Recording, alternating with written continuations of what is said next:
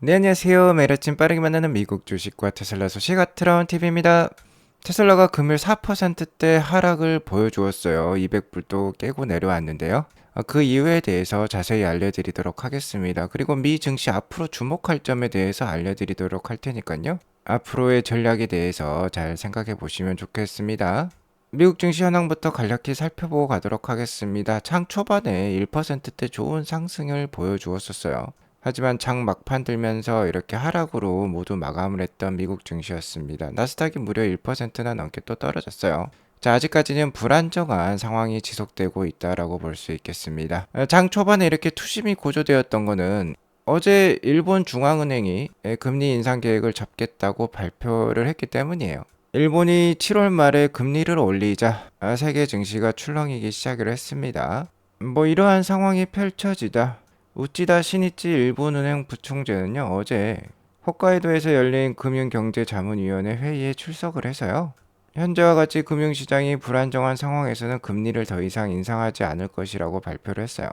자, 이에 따라서 엔캐리 트레이드 청산 우려가 많이 줄어들었습니다. 그러면서 뉴욕 증시가 상승세로 출발을 했는데요.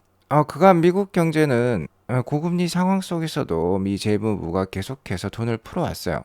8월 초 들어서도 420억 불 규모의 10년 만기 국채 경매를 진행을 했었는데요. 이 국채 판매가 좀 부진한 것 같습니다. 그러면서 국채 가격은 하락하고 국채 가격이 하락하면 국채 금리는 상승 반전을 하게 마련이죠. 자, 이런 식으로 국채 금리가 3.95%까지 올랐어요. 시장의 유동성 공급을 저해할 수 있는 요인이 되기 때문에 이러한 것들이 부각이 되면서 오늘 하락 마감을 한 미국 증시였습니다. 전문가들도 지속해서 엔캐리 트레이드 청산 우려가 얼마나 더 완화될지, 중동의 지정학적 우려는 아직도 미지수로 많이 남아 있다라고 얘기를 하면서, 자, 아직까지는 안도 랠리를 펼치기엔 한계가 있다라고 평가를 하고 있어요. 그리고 다음 주에 7월 미국 PPI, CPI 물가지수 발표가 연 이틀 있습니다. 아무래도 이 매크로 지표 발표를 보고 투자세가 들어올지 지속해서 하락할지가 어느 정도 결정이 될 수 있을 것 같아요. 자, 현재 상황은 bad is bad인 상황입니다. 경기에 안 좋은 소식이 나오면요, 주가가 떨어지는 그런 모습을 보여주고 있어요.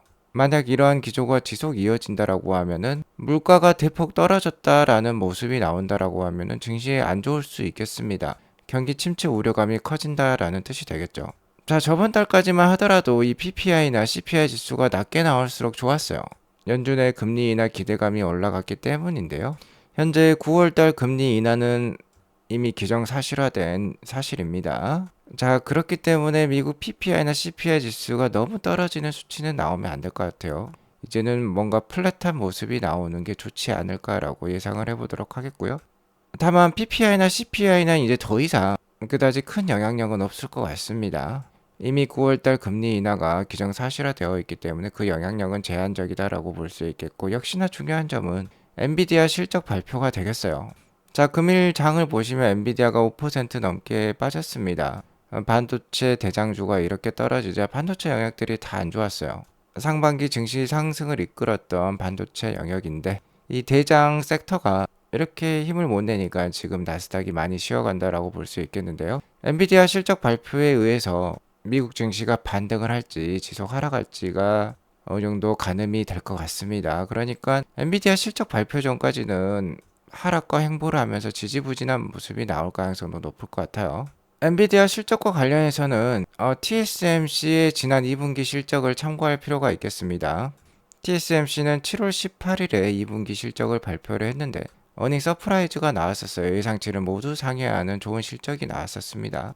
TSMC는 엔비디아로부터 많은 수주를 받아서 지금 생산을 하고 있기 때문에 TSMC의 실적이 좋다라는 건 엔비디아 실적도 높을 가능성이 높아요. 자, 그리고 TSMC의 3분기 실적 예측도 EPS가 상당히 올라가는 모습이 나오고 있습니다. 매출도 마찬가지예요. 전분기 대비 많이 늘어나는 모습이 나오고 있기 때문에, 자, 아직까지는 2분기 엔비디아 실적 발표 좀 기대가 된다라고 볼 수 있겠어요. 아무튼 중요한 거는 엔비디아 실적 발표에 젠슨 황의 입이 되겠습니다. 젠슨 황 CEO가 향후 AI 비즈니스에 대한 그 청사진을 제시를 하면서 아직도 밝다라는 듯한 기대감을 많이 표출을 한다라고 하면은 미 증시의 반등을 이끌 수 있을 것으로도 판단이 됩니다. 자, 그리고 9월 18일 다음 달이면 우리가 이제 금리 인하를 만나볼 수 있을 가능성이 높은 것 같은데요. 자, 현재까지는 50bp, 그러니까 빅스텝의 금리 인하 확률이 71.5%로 금일 새벽에 나오고 있습니다. 어제 대비 좀 하락한 모습이 나오고는 있는데요. 연말까지 많으면 1.25%포인트, 적으면 1%포인트 정도 인하가 지금 예상이 되고는 있어요. 자, 현재 이러한 기대감대로만 금리 인하가 이루어진다라고 하면은 시장에 크게 나쁠 것은 없을 것 같습니다. 다만 시장이 뭐 50bp, 75bp 금리 인하를 예상했는데 베이비 스텝에 해당하는 25bp 금리 인하식으로 이루어진다라고 하면은 시장이 실망을 하면서 주가의 하락이 더욱더 가속화될 수도 있을 것도 같아요. 아무튼 현재 시장의 변곡점 구간입니다. 올해 9월 달부터 이렇게 금리 인하 기조가 시작이 된다라고 하면은 2024년 말에는 4.25%포인트, 2025년에는 3.14%까지도 미국 연준의 기준금리가 내려갈 것으로 예상이 되는데요.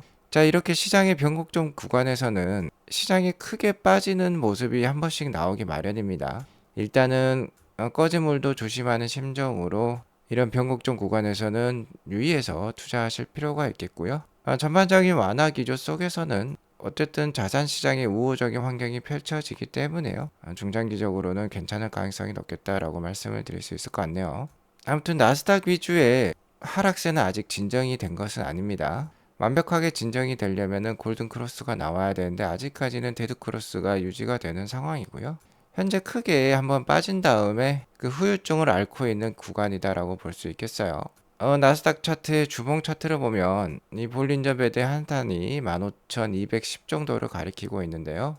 작년 9월달, 10월달 한 3개월간의 조정 구간에도 이 볼린저 밴드 하단을 찍고 반등을 보여주었었어요. 아마 많이 하락을 하면 15,200까지는 조정이 있고 반등을 보여주지 않을까라고 제가 개인적인 내피셜을 말씀드립니다. 하지만 글로벌 증시의 향방은 그 누구도 맞출 수가 없습니다. 다만 나스닥 성장주들의 지속적인 성장세를 믿는다라고 하면은 자, 이러한 구간에서는 당연히 매수로 대응을 하면서 계속해서 모아나가는 전략이 필요하다라고 볼 수 있겠죠. 자, 길게 봤을 때 이렇게 2022년에 데드크로스가 나온 다음에 이렇게 긴 하락, 1년간의 하락이 긴 조정이 펼쳐질지는 그 누구도 몰라요. 다만 2022년에는 정말 급격한 금리 인상에 따른 그 파급 효과가 상당히 컸습니다. 하지만 이제는 반대로 금리 인하 기조에 들어가는 만큼 2022년과는 반대의 모습이 나오지 않을까. 그래도 이렇게 저점을 찍고 반등하는 모습이 충분히 나오지 않을까 조심스럽게 예상을 해보도록 하겠습니다. 아무튼 이는 저의 내프셜이기 때문에 뭐 제 말대로 된다라고 생각하시면 절대 오산이라고 볼 수 있겠어요. 투자에 참고만 하시기 바라겠고요. 자, 테슬라는 금일 4.43%나 빠지면서 191.76불로 마감을 했습니다.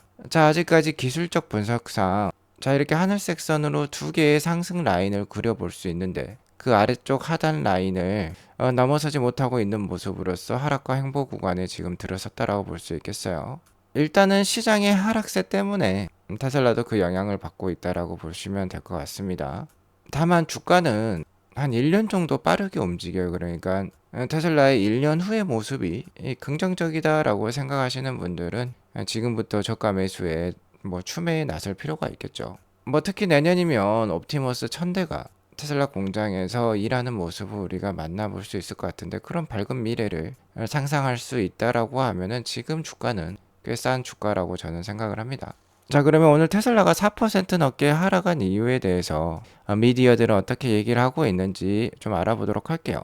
테슬라 주가 역시 오늘 시장이 이러한 반전에 따라서 오후 들면서 안 좋은 소식이 함께 나오면서 주가가 하락을 했는데요. 첫 번째로 볼 수 있는 거는 여기 보시면 사이버 트럭이라는 단어가 있는데 최근 8월 초에 사이버 트럭 사망 사고가 있었어요. 자, 보시면 이게 사이버 트럭의 모양이 보이시죠? 사이버 트럭이 콘크리트 암고를 부딪힌 다음에 화재까지 나오면서 사이버 트럭의 차주가 사망하는 사건이 있었습니다. 8월 5일 월요일 이른 아침에 일어났던 사고고요. 사고 장소는 텍사스 챔버스 카운티에서 일어났어요. 사이버 트럭이 콘크리트 암고에 부딪혀서 화염에 휩싸였다라고 합니다. 운전자는 그 자리에서 사망을 했고 심각한 화상으로 인해서 신원이 확인되지 않았다라고 해요. 화재로 인해서 차량 번호판이랑 빈 넘버도 확인할 수 없었다라고 밝히고 있습니다. 사이버 트럭이 판매를 시작한 이후에 뭐 작년 10월부터 판매가 되기 시작했죠. 첫 번째 사망 사고라고 볼 수 있겠는데요. 현재 사이버 트럭은 FSD는 사용할 수 없는 상황입니다. 그래서 FSD 관련은 아니에요. 하지만 차량 자체의 문제일 수도 있기 때문에 미국 고속도로 교통안전관리국 NHTSA에서 테슬라의 추가 정보를 요청을 하면서 조사를 하기로 했습니다. 그러면서 이 뉴스가 좀 부각이 되면서 오늘 주가 하락에도 영향을 미친 것으로 판단이 되는데요. 뭐 우리나라에서도 최근 급발진 사건 사고들이 많은데 대부분 결론은 운전자의 과실로 나타난 일로 많이 나오고 있습니다. 그렇기 때문에 이는 뭐 조사해봐야 그렇게 크게 테슬라에게 부정적인 결말로 나타날 것 같지는 않고요. 실제로 숫자로 나온 팩트 데이터만 보면은요. 테슬라는 가장 안전한 차로 지금 자리매김을 하고 있어요. 테슬라는 2024년 2분기 세이프티 레포트를 발간을 했습니다. 자, 이 레포트를 보시면 테슬라의 오토파일럿을 사용을 하게 되면 훨씬 더 안전한 운전을 할 수 있다라는 게 나타나고 있는데요. 오토파일럿 기술을 사용을 했을 시 688만 마일당 한 건의 충돌 사고가 기록됐다라고 합니다. 여기 보시면 이 파란색 막대가 되겠어요. 688만 마일로 찍혀 있는데요. 미국 평균은 굉장히 낮아요. 약 한 60만 마일 정도가 되는 것 같습니다. 거의 11분의 1인 것 같아요. 60만 마일당 이렇게 충돌 사고가 나오는데 테슬라의 오토파일럿 기술을 사용하면 한 11배 정도 안전하다라는 게 지금 입증이 되고 있는 거죠. 테슬라 차량 자체도 오토파일럿을 사용하지 않더라도 미국 평균보다는 2배에서 3배 정도 높은 편입니다. 안정성이 그만큼 높다라는 것이죠. 자, 그리고 이러한 안정성은 계속해서 상승을 하고 있습니다. 충돌 사고 한 건이 일어나는 그 마일리지가 계속해서 증가를 하고 있죠. 그만큼 오토파일럿 기술이 좀 더 발전하고 있고 강화되고 있다는 뜻이 되겠어요. 당연하겠죠. FSD 기술이 발전을 하니까 아울러 오토파일럿 기술도 더 안정성이 강화된다라고 보시면 되겠습니다. 자, 그리고 미국 평균은 이렇게 바닥을 보여주고 있죠. 이 주황색 그래프인데 정말 밑에 있으면 차이가 너무나도 크다라고 볼 수 있겠죠. 자, 그리고 제가 계속해서 이 인천 아파트 지하 주차장 전기차 화재 사건을 알려드리고 있는데요. 140대 전소가 됐다라고 하는데 이 화재를 낸 벤츠 차량은 파라시스 에너지라는 중국산 저가 배터리를 썼다라고 했어요. 그래서 뭔가 더욱더 벤츠에 배신감이 드는 상황인데요.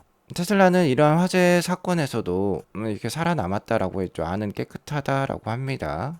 이 사건이 있은 다음에 우리나라 자동차 리콜 센터에서는 아무래도 이 배터리 중국산 저가 배터리를 썼다라든지 배터리 결함 우려가 있을 만한 차종들에 대해서 리콜을 실시를 하고요.